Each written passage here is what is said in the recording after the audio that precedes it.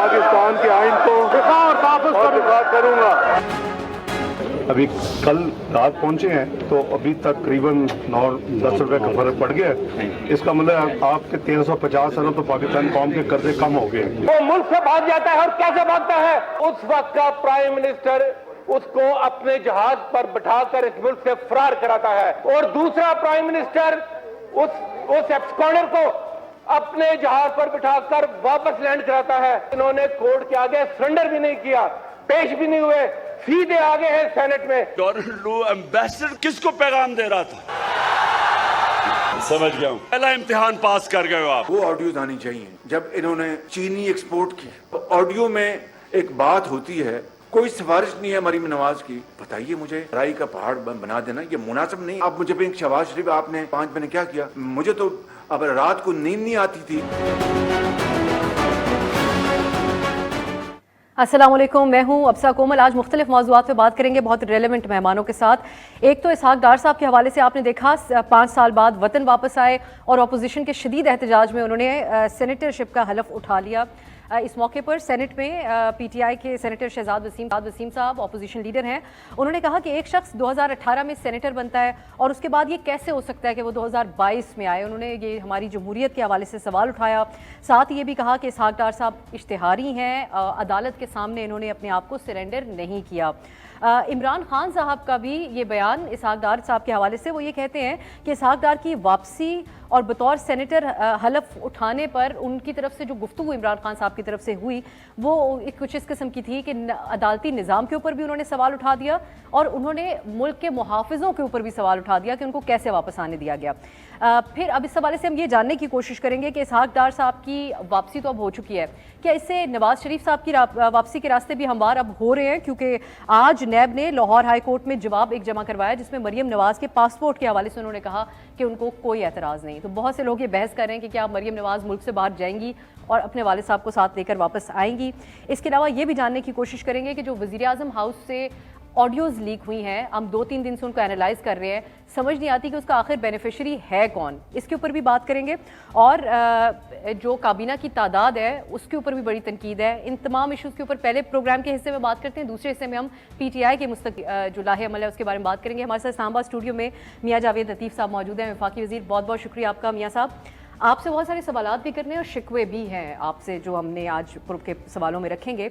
एक डार साहब, एक तो पहली बात तो ये कि वो आ चुके हैं वापस, तो सब लोग ये जानना चाह रहे हैं कि क्या आप कोई मियाँ साहब के आने की तारीख वाकई आने वाली है? आप पहले बात करते रहे लेकिन अब आप कोई एक्यूरेट तारीख देने की पोजीशन में हैं इस वक्त? शुक्रिया आप साहब, लेकिन मेरी गुजारिश ये है कि जो आज एहतजाज कर रहे थे डार साहब के हलफ पे, तो पहले तो ये ख्वाहिश करते थे कि वो वापस आएँ, अब आप तो उस पर एहतजाज कर रहे हैं। वापस आके जेल जाने की ख्वाहिश करते थे।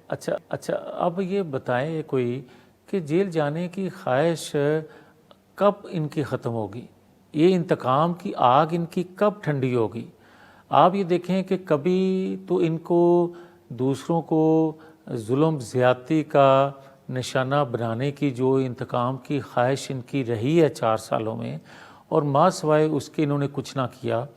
अब इक़्तिदार की हवस जो है वो भी ख़त्म होने का नाम नहीं ले रही। भाई, आपको अगर उसी पार्लियामेंट ने, जिसको आप आज कह रहे हो कि ये एक अवाम की नुमाइंदा पार्लियामेंट नहीं है, ये अपना एतमाद खो चुकी हुई है, इसी पार्लियामेंट से आप 4 साल प्राइम मिनिस्टर रहे, और जब हम कहते थे कि ये रिग इलेक्शन है और उसके नतीजे में ये लगाए गए हैं प्राइम मिनिस्टर, उस वक्त कहते थे कि नहीं, मुझे तो लोगों ने मुंतखब किया है, इसी असेंबली ने किया था, और आज क्यों उस पर एतराज़ कर रहे हैं? इक़्तिदार की हवस तो वो आप लोगों की जो इत्तेहादी जमातें हैं उनके हुकूमत में आने को भी कहते हैं, अगर दूसरी तरफ से बात सुनी जाए। और ये बातें जो आपके अपने हलकों में होती रही, आप खुद तनकीद करते रहे कि मुश्किलात उनकी बनाई हुई थी जो हमारे सर पे आ गई। अभी प्राइम मिनिस्टर साहब से भी लोग बात कर रहे थे, मीडिया नुमाइंदों ने भी सवाल उठाया कि लोग कहते हैं कि एक पत्थर आ रहा था जो गिरने वाला था इमरान खान के ऊपर, शहबाज शरीफ। तो इक़्तिदार की हवस की ट्रांसलेशन पीटीआई की मुख्तलिफ है, आप लोगों की मुख्तलिफ है। ये बात आप सही कह रही हैं, मगर अगर इजाज़त दें तो मुझे कोई ये बता दे कि हर बंदा कहता था आज से 4 माह पहले कि अगर पीटीआई की हुकूमत ने अपनी मुद्दत पूरी की तो इनको कोई टिकट होल्डर नहीं मिलेगा, इलेक्शन लड़ने वाला कोई नहीं मिलेगा। तो फिर क्या वजह है? हम अंधे थे, बहरे थे कि हमने वो जो सारा मलबा था अपने कंधों पे उठा लिया। देखिए, कौमी جماعتیں جو ہوتی ہیں ریاست کے لیے قربان ہوتی ہیں. اس سے پہلے کبھی ایسا نہیں ہوا. ہم نے وہ قربانی بھی دی, ہم نے اپنی سیاست قربان کی ریاست کے لیے. اور کیا قربانی تھی؟ وہ قربانی یہ تھی کہ اگر آپ حکومت نہ سنبھالتے تو مالیاتی ادارے نگران سیٹ اپ سے کبھی وہ ڈیل نہ کرتے جو قومی مفاد میں ہوتی. مفتیٰ صاحب کے ساتھ کی ہے. یس بالکل, آپ یہ کہہ سکتے ہیں کہ جب مفتیٰ صاحب کے ساتھ انہوں نے بات کی, اگر اس میں بھی جو کچھ یہ عمران خان صاحب کر رہے تھے 3-4 ماہ کے اندر, وہ کچھ نہ کرتے جو شوکت ترین فون پر کہہ رہے تھے, وہ تو ان کا اندر باہر آ گیا, اصل چہرہ ان کا کھل کے سامنے لوگوں کے آ گیا کہ وہ کہہ رہے ہیں کہ جناب آئی ایم ایف کو خط لکھو کہ ہم اس ڈیل کا حصہ نہیں ہوں گے, ہم اس پہ امپلیمنٹ نہیں کریں گے. تو آپ مجھے یہ بتائیں, جلسے جلوس جو سیاسی عدم استحکام جو یہ بات کہتا تھا کہ 4 سال آپ یہ کرتے رہے, 4 ماہ اس نے کیا کیا؟ ہم نے تو قربانی دی.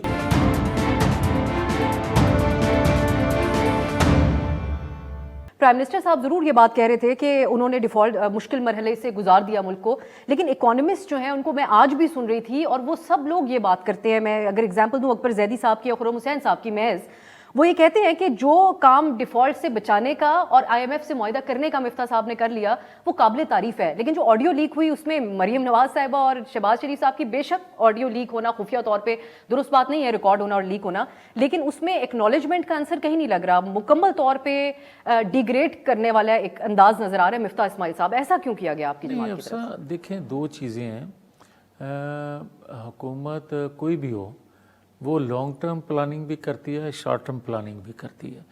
آپ مفتیٰ کا جو پالیسی تھی یہ بات درست ہے کہ 4 سالوں میں جس جگہ ملک پہنچ چکا تھا معاشی طور پہ, اس کو نکالنے کے لیے ایک لانگ ٹرم پلاننگ کی ضرورت تھی, وہ وہاں تک تو ٹھیک ہے.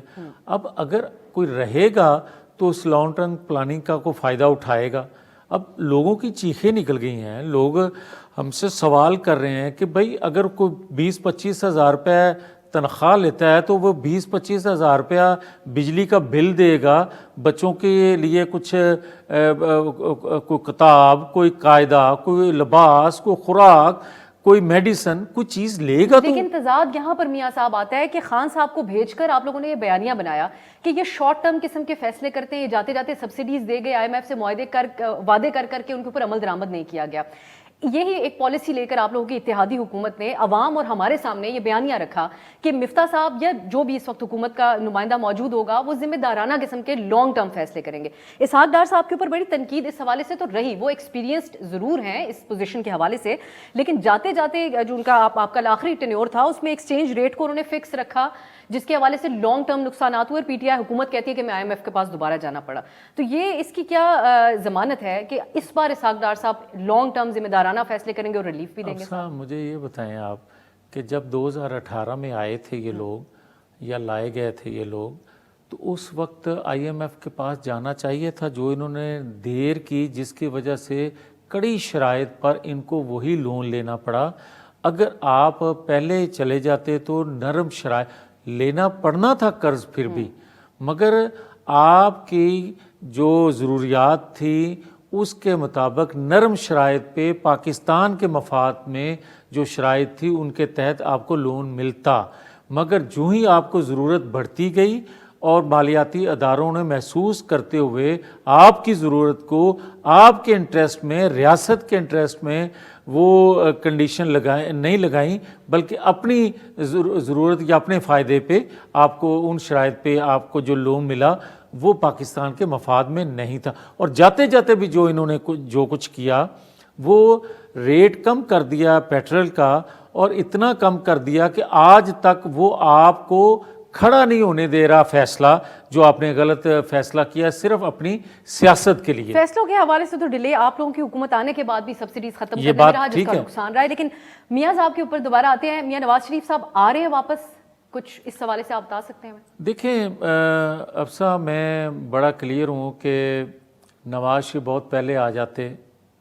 اگر جو آج سہولت کاری ہو رہی ہے عمران خان کے لیے, جو آج رکاوٹیں ہیں عمران خان کے فیصلے نہ ہونے میں یا اس کی گرفتاری میں جو چیزیں حائل ہیں, وہی چیزیں حائل ہیں نواز شریف کے ابھی تک واپس ابھی نہ تک آنے ان میں۔ کے راستے میں رکاوٹیں بالکل ہیں، اور دیکھیں کبھی ایسا ہوتا ہے کہ آپ کے لیے عدالتوں کے جو ابھی آپ اپنے انٹرویو میں بات کر رہی تھیں کہ عمران خان اعتراض کر رہا ہے کہ جناب عدالتیں کیا کر رہی ہیں، وہ عدالتیں ان عدالتوں پر اعتراض کر رہے ہو جو بار بار آپ کو بیان حلفی چینج کرنے کی مہلت دے رہی ہیں، ان عدالتوں پہ آپ اعتراض کر رہے ہو جو عدالتیں آپ سے کہتی ہیں کہ اب بھی آپ معافی مانگ لیں، اب بھی آپ اپنی غلطی کا اعتراف کر لیں۔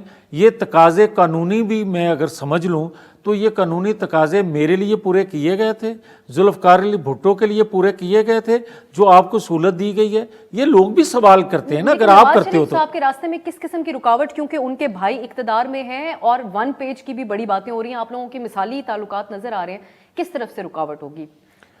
دیکھیں پیج تو ایک پیج پہ تو میں نے سنا تھا 4 سال پیج مختلف قسم کا ہے پیج یہ 1 پیج تو پاکستان کی ہسٹری میں 75 سالہ 4 سال ایک پیج میں نے دیکھا ہے، اور بار بار اعتراف بھی ہر سائٹ سے ہوتے دیکھا ہے، نظر چیزیں آئی ہیں، مگر اگر اس کا عشر اشیر بھی دوسری حکومتوں کے ساتھ کر لیا جاتا تو شاید پاکستان کے حالات مختلف ہوتے، یہ حالات نہ ہوتے۔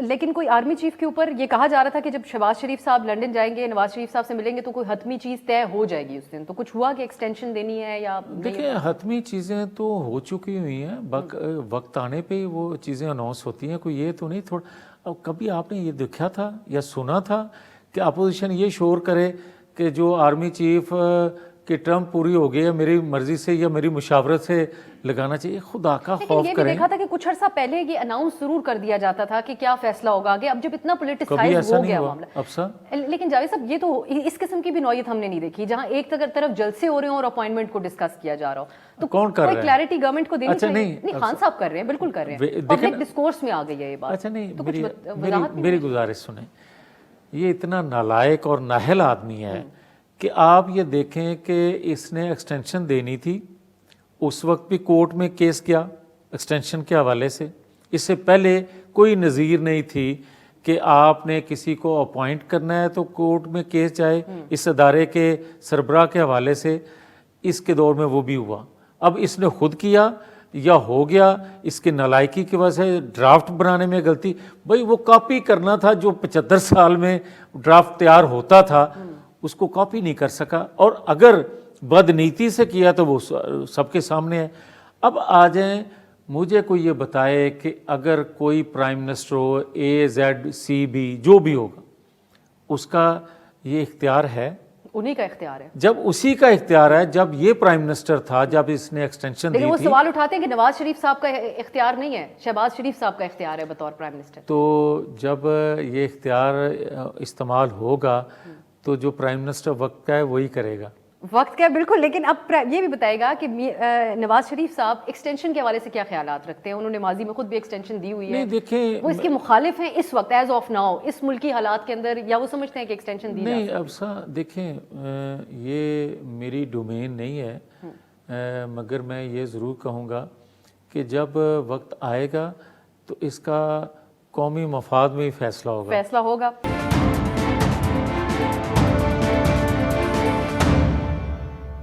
آڈیو کی بات کرتے ہیں، جو باتیں مریم نواز صاحبہ کی ایک مبینہ آڈیو میں نکلی ہیں سامنے، اس کو اون کر دیا تھوڑی دیر پہلے شہباز شریف صاحب نے، وہ یہ کہہ رہے ہیں، اس حوالے سے یہ بحث اس وقت کی جا رہی ہے کہ ترجیحات کیا ہے۔ حکومت پہ آنے کے چند دن بعد کی مبینہ طور پہ یہ گفتگو ہے جس میں یہ کہا جا رہا ہے کہ مریم صاحبہ داماد کے حوالے سے کہہ رہی ہیں کہ یہ پلانٹ ہے، اس کو امپورٹ کرنا ہے، تو باقی چیزیں ان کے ایز اے لیڈر ان کے حوالے سے، ان کی ترجیحات کے حوالے سے سوالات ضرور اٹھ رہے ہیں۔ نہیں اب میں 2 چیزیں کہنا چاہتا ہوں۔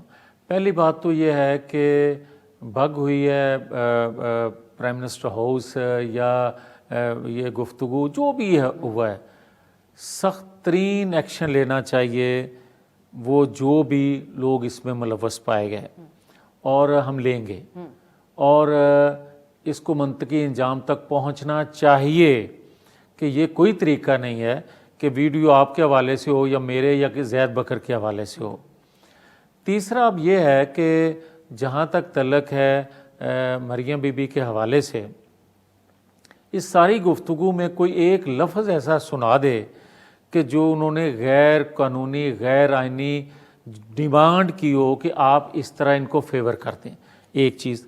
دوسرا مجھے یہ بتائیں کہ جو 60% اس کا حصہ آیا پاور پلانٹ کا، وہ کس دور میں آیا؟ خان صاحب کے دور میں۔ خان صاحب کے دور میں۔ لیکن اس وقت پابندی تھی جب وہ انفلوئنس کرنے کی اب کوشش جب کر رہے آگئی پابندی، ہوتا یہ ہے کہ آپ نئی پابندی اس وقت لگتی ہیں، رول ہے کہ آپ نئی جو بھی چیز ایگریمنٹ کریں گے وہ پابندی کی زد میں آئے گا۔ بالکل ایسا۔ آپ جس کا 60% لے چکے ہیں اس کا گناہ کیا ہے کہ وہ سفر کرے کہ اربوں خربوں روپیہ وہ لگانے کے بعد آپ کی پابندی کی زد میں آ جائے، جبکہ اس وقت کہا گیا کہ بھائی ہم نے ناانصافی کی ہے، غلط کیا ہے پی ٹی آئی کی حکومت میں۔ مگر میں ایک اور بات کہنا لیکن چاہتا میاں ہوں، صاحب اس طرح کی پابندیوں کی زد میں اور بھی بہت سے بزنس کے لوگ آئے ہوں گے، تو سب کی بات تو نہیں کر رہی ہیں جن کا 50 میاں صاحب تقویت نہیں مل رہی اس بات کو کہ آپ لوگوں کے اوپر تنقید یہ رہتی ہے کہ یہ خاندان کے درمیان سب کچھ کرنا چاہتے ہیں۔ اسحاق ڈار کو بھی اس لیے بلا لیا کہ وہ فیملی ریلیٹڈ ہیں، یہاں پہ کسی اور انسان کی جگہ نہیں بن سکتی، فیملی کے اراؤنڈ ساری سیاست گھوم رہی ہے۔ آج بھی، آج سے ایک 10 سال بعد بھی ایسا ہی ہوگا۔ لیکن کیا اس بات کو تقویت نہیں دی گئی ہے؟ کیونکہ کچھ تو تھا جو ڈاکٹر توقیر صاحب پرائم منسٹر صاحب کو کہہ رہے تھے کہ آپ اسحاق ڈار صاحب کے ذریعے ان کو سمجھوا لیں، بات خان پرائم منسٹر صاحب کے ہاتھ سے بھی نکلی ہوئی لگ رہی تھی۔ آپ کے پاس وقت کم ہوگا اس لیے میں تھوڑی سی بات کے لیے کرتا جاؤں۔ مجھے یہ کوئی بتائے کہ ویڈیو آڈیو تو بہت سی لیک ہوئی ہیں، آپ کو ارشد ملک جج کی بھی ویڈیو کا علم ہوگا اور اس پر اس کا ادراک ہو گیا، مگر جو جس کے ساتھ ظلم زیادتی ہوئی تھی اس کو ڈریس نہیں کیا۔ ثاقب نثار کی بھی آڈیو آئی تھی، کسی نے آج تک اس پہ جے آئی ٹی بنائی ہے؟ جے آئی ٹی ایک بنی تھی واٹس ایپ پہ، کیا وہ لیک ہوئی ہے آج تک؟ اور کیا ایک سیکنڈ کے لیے ابھی ریسنٹلی شوکت ترین کی جو آڈیو لیک ہوئی، کیا اس سے ملک کا، آپ تو ایک خاندان کی ایک گھر کی بات کر رہی ہیں نا، آپ مجھے یہ بتا دیں کہ کیا اس سے پوری ریاست پوری قوم سفر نہ کرتی؟ وہ ایک غداری نہیں تھی؟ نہیں ایک سیکنڈ، پھر اسی طرح مجھے یہ بتائیں بشرا بی بی کی ایک آڈیو لیک ہوئی، اربوں خربوں کا لین دین کا ایشو تھا، کیا اس پہ کوئی نوٹس ہوا؟ اور جو بندہ کچھ کر ہی نہیں رہا، آڈیو کی بنیاد پہ میاں صاحب آپ لوگ بھی اتنے دن سے سیاست کر رہے ہیں، ہم بھی پروگرامز کر رہے ہیں، وہ ڈائمنڈ ڈیلنگز کی بات ہو رہی ہے۔ اسی لیے میں بھی آپ سے سوال کروں گی کہ مریم صاحبہ کی اس آڈیو کے حوالے سے پابندی کے باوجود وہ حکومت کو انفلوئنس کرنے کی کوشش کر رہی تھیں، تو یہ تو پھر اچھا ایک سیکنڈ میں اب سے آپ کی بات مان لیتا ہوں، بے شک غیر قانونی غیر قانونی یا غیر آئینی، میں اس پہ ایک جے آئی ٹی بنائیں، میں کہتا ہوں، اور وہ بشرا بی بی کا رول جو ہے، وہ شوکت ترین کا رول جو ہے، وہ اس سے پہلے ثاقب نثار کا، ارشد ملک کا، اور یہ بھی جو ویڈیو آڈیو ہے اس کو بھی جے آئی ٹی ڈریس کرے۔ اگر کوئی ہم نے غیر قانونی ڈیمانڈ کی ہے، کوئی غیر قانونی کام کیا ہے، تو ہمیں بھی اسی کٹہرے میں کھڑا کرنا چاہیے۔ میں اگلی سوال کی طرف جاتے یہ کہتے ہوئے جاؤں گی کہ اس میں غیر قانونی کا سوال میں نے نہیں اٹھایا تھا، سوال اٹھایا تھا ترجیحات کے حوالے سے بطور ایک لیڈر، کیونکہ وائس پریزیڈنٹ بھی آپ کی جماعت کی اور آپ لوگ کہتے ہیں کہ شی از اے کراؤڈ پولر، تو ان کے لیڈر کے طور پہ ان کے حوالے سے اگر اجازت دے تو میں اسی کا جواب دے دوں ایک جملے میں، کوئکلی دے دیں، پھر ایک شارٹ بریک آپ سے۔ میں کہتا ہوں کہ وہ انہوں نے جو کچھ کہا ان کی وجہ سے اگر وہ ان کی فیملی سفر کرتی رہی کہ کورٹ کے، میری اطلاع کے مطابق لاہور ہائی کورٹ کے آرڈر کے باوجود بھی ان کو باقی پورشن لانے کی اجازت نہیں دی گئی، میری اطلاع کے مطابق۔ اچھا نہیں، پھر بہرحال اب میں آگے بڑھتی ہوں اور آپ کے اوپر ایک اور بات کے اوپر بے تحاشا تنقید ہے اور چند دن سے ہو رہی ہے۔ آپ نے ایک پریس کانفرنس کی بطور وفاقی وزیر پی ٹی وی کے پلیٹ فارم سے بیٹھ کے، جس کے اوپر الفاظ کچھ خان صاحب کے حوالے سے اس طرح کے چل رہے تھے کہ کیا آپ ایک غیر مسلمان کو ووٹ دیں گے، اس قسم کے کچھ ٹیکسٹ وہاں پہ چل رہا تھا۔ تو میاں صاحب آپ نہیں سمجھتے، آپ ایک سینئر سیاست دان بھی ہیں، بہت سے لوگ آپ لوگوں کی باتوں کو سن کے ان پہ اسی طریقے سے عمل درآمد کرتے ہیں، کہ ہم کون ہوتے ہیں بطور ایک انسان کسی دوسرے سیاسی لیڈر کے حوالے سے اس طرح کا سوال اٹھائیں کہ وہ مسلمان ہے یا نہیں ہے، اچھا مسلمان ہے یا نہیں ہے؟ افسا دیکھیں، بڑا اچھا سوال کیا آپ نے۔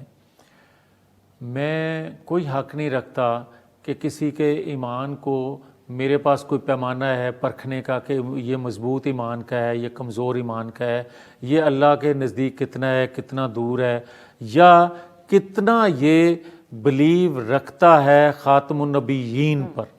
مگر میرے پاس یہ حق ہے کہ آپ اگر میرے ایمان سے کھیلو، بار بار کھیلو، مجھے تکلیف دو، تو میں حق رکھتا ہوں آپ سے کے ایمان سے کیسے کھیل رہے ہیں ہاں وہ سن لیں. جہاں تک وہ لوگوں کا تعلق ہے میں اس حق میں نہیں ہوں. نہ وہ میں نے پی ٹی وی کو بھی نوٹس کیا تھا کہ وہ لوگو لگانا کیوں لگا. لیکن الفاظ ہاں اب آ آلریڈی ایک مارجنلائز کمیونٹی ہے ہمارے یہاں, اس کا آپ نے بار بار نام لے کے ایک سیکنڈ سن لیں. وہ بات میں نے کی ہے. میں نے وہ کلپ سنوائے ہیں جو عمران خان مختلف جلسے جلوسوں میں کرتے آ رہے ہیں. مجھے آپ بتائیں افسا کہ آپ کو کون یہ حق دیتا ہے کہ آپ یہ کہیں کہ میری بات اگر کسی نے نہیں مانی تو اس نے شرک کیا. آپ کو کون یہ حق دیتا ہے؟ ایک سیکنڈ نہ ایک سیکنڈ رک جائیں آپ. میں بار بار یہ کہتا رہا ان کے ارد گرد جو لوگ ہیں پی ٹی آئی کے, میں نے کہا یار اس کو جس چیز کا علم نہیں ہے وہ سیاست میں کہتا ہے کہ میں یورپ کو اچھا جانتا ہوں, پاکستان کو اچھا جانتا ہوگا, ہمیں گالی دے, ہمیں انتقام کا نشانہ بنائے, جو چاہے کرے, مگر دین کے حوالے سے جاؤ اس کو علم نہیں ہے, اس کی تشریح پبلک میں مت کیا کرے. یہ تنقید تو ضرور ہو سکتی ہے, یہ آپ ضرور کہہ سکتے ہیں. وہ کیا الفاظ نہیں, آپ نے ایک ہماری کمیونٹی کا نام لیا, آپ نے کہا, آپ نے الزام لگایا, آپ نے صرف بیانات نہیں خان صاحب کے سنائے, آپ نے انفیکٹ الزام لگایا کہ فلاں کمیونٹی کے اعلی کار بن رہے ہیں, جب یہ حکومت میں تھے یہ ان کے لیے یہ کر رہے تھے. آپ جانتے ہیں بہت اچھے طریقے سے کہ اس کمیونٹی کا نام لینے سے بھی بڑی سیاسی سمپتی اور مذہبی طور پر سمپتی مل جاتی ہے. اب آ جائیں اس کمیونٹی کے حوالے سے جو میں نے باتیں کی وہ ریکارڈ کا حصہ ہے, وہ ثبوت ہے, مگر میں اس کو آگے لے کر جانے کی بجائے صرف اتنا کہوں گا کہ کیا 1,24,000 پیغمبر اور 1,40,000 پیغمبر کا انسان خطا کا پتلا ہے. انسان خطا کا پتلا ہے, وہ خاتم النبیین نہ کہہ سکے, وہ فی البدیہہ بہت سی باتیں کہہ جاتے ہیں, لیکن اچھا ایک سیکنڈ نہ اس طرح نہ کریں. آپ یہ کہیں کہ میں لا الہ الا اللہ سے بھی آپ کو آزادی دلاؤں گا, آپ یہ کہیں میں سیرت النبی سے بھی آپ کو آزادی دلاؤں گا, آپ کہیں کہ میں رسول کریم صلی اللہ علیہ وسلم کی تعلیمات سے آپ کو آزادی دلاؤں گا. اس پہ تنقید کرنے کے کئی طریقے ہیں, آپ جس طرح ابھی بات کر رہے ہیں, لیکن اس دن جو آپ نے بات کی, آپ نے ان کو ایک کمیونٹی سے جوڑا, آپ نے کہا غیر مسلمان کام کرتے ہیں, وہ ٹیکسٹ ٹی وی کے اوپر چلا. میں صرف یہ جاننا چاہتی ہوں کیا ٹی ایل پی اور جو مذہبی جماعت, دیگر مذہبی جماعتیں, وہ سیاسی معاملات کے اندر مذہبی کارڈ کا استعمال کرتی ہیں؟ نون لیگ اب آفیشلی اس پہ چل پڑی ہے, اور کیا آپ کی اس پریس کانفرنس کے بعد بھی انڈورس کیا گیا ہے پارٹی کی طرف سے اس بات؟ میں اب سا ایک سیکنڈ میں خود وکٹم رہا ہوں. جو یہ دینی جماعت بنائی گئی تھی راتوں رات, اور جس سے دھرنے دلوائے جاتے تھے, جس کو فنڈنگ کی جاتی تھی, اور جس کے دھرنوں میں عمران خان صاحب فنڈنگ بھی کرتے تھے, خود اپنی جماعت کو بھیجا کرتے تھے. ہم نے کبھی اس کو سیاسی مقاصد کے لیے استعمال نہیں کیا. ہم کسی انتہا پسندی کے خلاف ہیں, مگر کیا مجھے کوئی یہ بتائے کہ جب آپ بار بار جلسے جلوسوں میں ہمارے دین کے حوالے سے آیات کی غلط تشریح, غلط ترجمہ کریں گے تو بار بار آپ کو کہا بھی جائے. آپ خان صاحب کو حقیقی مسلمان نہیں سمجھتے میاں صاحب؟ میں کون ہوتا ہوں؟ آپ کی پریس کانفرنس میں یہ تاثر نہ, میں نے یہ نہیں کہا. میں نے یہ کہا ہے کہ آپ کو جس چیز کا علم نہیں, آپ یہ کہیں کہ حضرت عیسیٰ کا قرآن پاک میں کہیں تذکرہ نہیں ہے, اس کے اوپر علماء دین بات کر سکتے ہیں, اس کے اوپر فتوے آ سکتے ہیں, لیکن میاں صاحب بطور وفاقی وزیر, اور کیونکہ آپ کے پاس مذہبی امور کا کوئی قلمدان بھی نہیں ہے, تو ہم انڈرسٹینڈ کر سکیں. نہیں, ایک سیکنڈ, میں کوئی بات ایسی کر رہا ہوں جو میں اپنے پاس سے کر رہا ہوں, تو مجھے عالم دین سے کسی مفتی صاحب سے رابطہ کرنے چاہیے, اس کے بعد میں بات کروں. مگر جو بات عمران خان کہہ رہے ہیں, اور میں صرف رپیٹ کر رہا ہوں کہ یہ خان صاحب آپ غلط کہہ رہے ہیں, اور جو میں نے چیزیں کہی ہیں وہ میں ریکارڈ کا چیزیں حصہ ہیں, وہ اس نے غلط کہی. پارٹی نے اپروو کر لیا آپ کی اس دن کی پریس کانفرنس کو, مریم صاحبہ اور پرائم منسٹر؟ بھائی میری بات سنیں, میں ایک مسلمان ہوں, میں سمجھتا ہوں کہ عمران غلط کر رہا ہے یہاں سے, اور وہ یا وضاحت کرے. یہ آپ حکومت کو ریپرزینٹ کرتے ہوئے کہہ رہے تھے یا آپ ذاتی نوعیت؟ میں ذاتی طور پہ بھی کہہ رہا ہوں, اور میں حکومتی نمائندے کے طور پر بھی کہہ رہا ہوں کہ اس کو غلط تشریح, غلط ترجمہ کرنے کی اجازت نہیں ہے. اور پارٹی لیڈرشپ بھی اس بات کو انڈورس کرتی ہے. میں کہتا ہوں تمام پاکستانی اس چیز کو سمجھتے ہیں کہ خان صاحب کو وہ بات نہیں کرنی چاہیے جو ان کے علم میں نہیں ہے. میاں جاوید لطیف صاحب, بہت بہت شکریہ آپ کے قیمتی وقت کے لیے. گفتگو آپ نے ملاحظہ کی. ایک بریک کی طرف جائیں گے, واپس آئیں گے تو فواد چوہدری صاحب ہمارے ساتھ ہوں گے, ان سے جانیں گے ان کی پارٹی کا آگے کیا لاہ عمل ہے. بریک کے بعد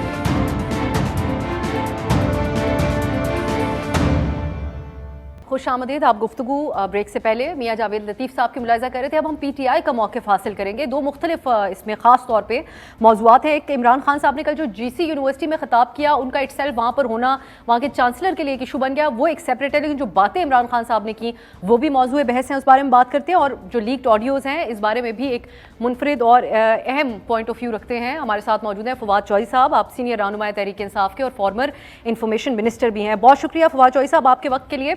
पहले आपसे मैं जानना चाह रही हूँ, जो इमरान खान साहब ने कल GC यूनिवर्सिटी में सवाल किया वहाँ पर मौजूद तलबा से, जो बड़े एक्साइटेड भी थे खान साहब को अपने बीच में पाकर, खान साहब ने पूछा कि डोनाल्ड लू किसको पैगाम दे रहे थे। तो जो तलबा थे उन्होंने नारा लगाया न्यूट्रल्स को, तो खान साहब ने कहा आप सब पास हो गए। तो आज पहला सवाल मेरा आपसे यही होगा कि अब ऑफिशियली ये समझा जाए कि आप लोगों की जमात के ख्याल में कि जिस मुबैना अमरीकी साजिश से आपकी गवर्नमेंट गई थी, इसका मुकम्मल जिम्मेदार और सबसे बड़े जिम्मेदार हमारे फौजी इदारे हैं, उनके सरबराह हैं, जिनको आप लोग न्यूट्रल्स भी कहते हैं।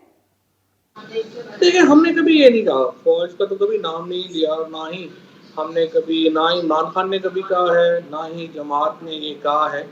ये अलबत्ता एक गिला ज़रूर हो सकता है कि जो साजिश को रोकना, जो इमरान खान का ख्याल है वो हमेशा ये कहते हैं कि साजिश को रोका जाना चाहिए था, और वो कह रहे हैं कि मैंने बताया था उस साजिश को। उस तरीके से जिस तरीके से सिंध में बोली लगी लोगों को खरीदने की, जिस तरीके से पार्टीज चेंज हुई, जिसकी तरफ से जिस तरह से पैसा चला, जिस तरह से लोग तब्दील हुए, तो इससे पहले ऐसे मामला जो हैं उनको रोका गया है, लेकिन इस बार नहीं रोका गया। सो ये बस है, इससे ज़्यादा नहीं है। मैं नहीं समझता कि इमरान खान ने भी वैसी बात कही है। अगर आप अपनी मर्जी से कोई तजिया देना चाहें तो ज़ाहिर आपकी मर्जी है। नहीं, जब न्यूट्रल्स का नारा लगा तो खान साहब ने कहा आप सब मेरी नज़र में पास हो गए। खान साहब ने तलबा से वो नाम कहलवाया जो वो खुद नहीं कह रहे थे। चंद दिन पहले उन्होंने जलसे में बात कही कि उन्होंने इन स्विंगर तैयार किया हुआ है। शहबाज शरीफ साहब का भी नाम लिया, जरदाई साहब का भी। तीसरी शख्सियत के लिए उन्होंने कहा जिनके लिए इन स्विंगर तैयार किया, उनका उन्होंने नाम नहीं लिया। वो किसकी बात कर रहे थे फवाद साहब? तो उन्होंने कल अपने जलसे में एक्सप्लेन किया है। उन्होंने कहा कि एक विकेट जरदारी की है, दूसरी विकेट शहबाज शरीफ की और तीसरी फजलुर रहमान की है।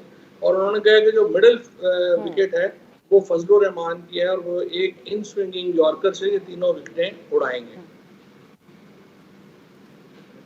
लेकिन फवाद साहब, जब एक तरफ इस किस्म के मामलात हैं, आप लोगों के जो बयानिया है वो दोनों तरफ से, मैं अदलिया के हवाले से भी बात करती हूँ, आज भी बड़ी अहम समात हुई, लेकिन फिर लोग ये सवाल उठा रहे हैं कि अगर खान साहब, जो आपने भी अभी अपनी तशरीह की कि जिस तरह आप लोगों के मुताबिक लोग बिकते रहे और सब कुछ होता रहा, उसमें क्यों किरदार अदा नहीं किया? खान साहब का भी एक ये मौक़िफ़ रहता है, आप न्यूट्रल हो क्यों गए?